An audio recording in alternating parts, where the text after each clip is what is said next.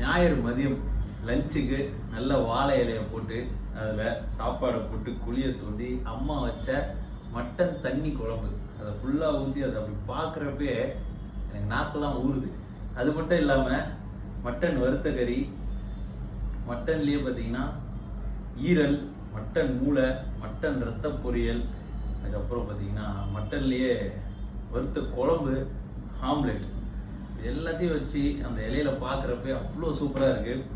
முதல் வாய் சாப்பிட போகிறேன்.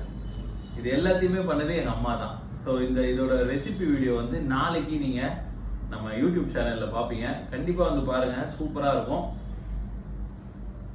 இதோ இந்த நல்லி இருக்குது பாருங்கள், எங்கே இதுதானே கிடந்தது.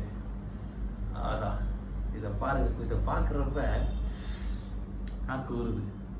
இது நீங்கள் இப்போ நான் சாப்பிட மாட்டேன், நான் சாப்பிட்றது நீங்கள் யூடியூப்பில் வந்து பாருங்கள் மெயின் வீடியோவில்.